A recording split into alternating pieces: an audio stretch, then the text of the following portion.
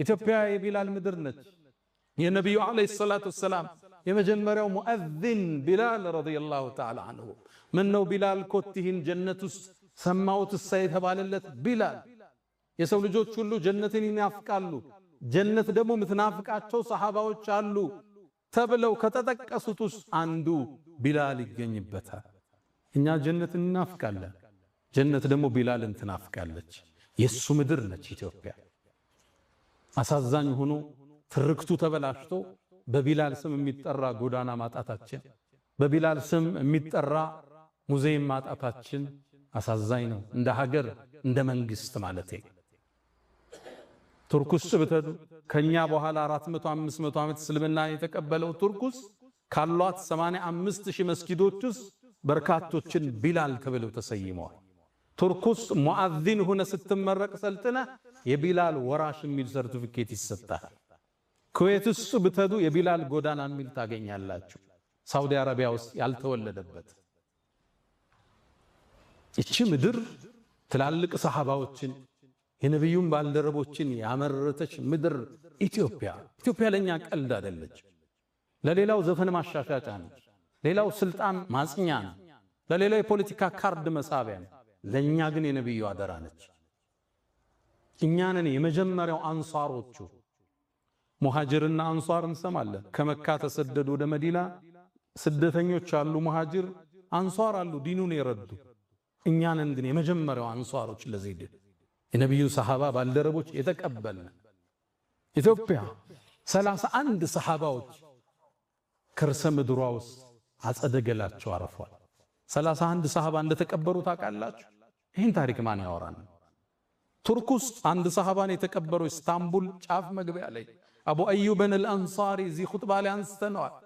ቱርኮቹ ይሄን አንድ ሰሃባ አገኘን ብለው ሱልጣን የሚል የነገስታት ማዕረግ ሰጠውት፣ ዘበኛ አስቀምጠውለት፣ መስጂድ ከጎን ሰርተው አሁን የሚጎበኝ የቱሪስት መስህብ አድርገዋለች። ቻይና ውስጥ ያለው አንድ ሰሃባ ነው። እሱ ግን ተካብዶ ኢንሳይክሎፒዲያ ውስጥ ታገኙታላችሁ። ኢትዮጵያ 31 ሰሃባዎች ያረፉባት ምድር ነች። በርካታ ሰሃባዎች እትብታቸው የተቀበረበት የተወለዱበት መሬት ነው ኢትዮጵያ። ለኛ ኢትዮጵያ ቀልድ አይደለች። የነብዩ አደራ ነች። የነብዩ ሰሃባዎች አሻራ ያለበት ምድር ነች ኢትዮጵያ ስትባል። ለሌላው ቀልድ ማጫወቻ፣ ማላገጫ፣ ማዳመቂያ ሊሆን ይችላል። እኛ እንደሷ እንደራደረ መዝቻል። ለኛ ልዩ ሀገር ነች። የመሻይኾች ምድር ነች። የዑለማዎች ምድር ነች። በርካታ ዓሊሞችን ያፈለቀች ሀገር ነች ኢትዮጵያ።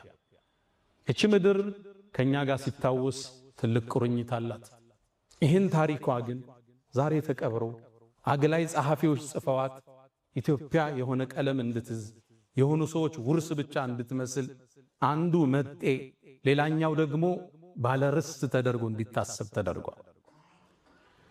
የዘመኑ ምሁራኖች የኢትዮጵያ ታሪክ እንዴት ተጠና ብለው 3 እርከኖችን ያወርዳሉ። አጋጣሚ ዩኒቨርሲቲው እጃቸው ላይ ገባና ሕገ መንግሥትን የማርቀቅ ዕድል እጃቸው ላይ ወደቀና ይችን አገር በወዟት ታሪኳን አጠፉት። ሌላውን አስጠግተው ከፈለውን አገለሉ።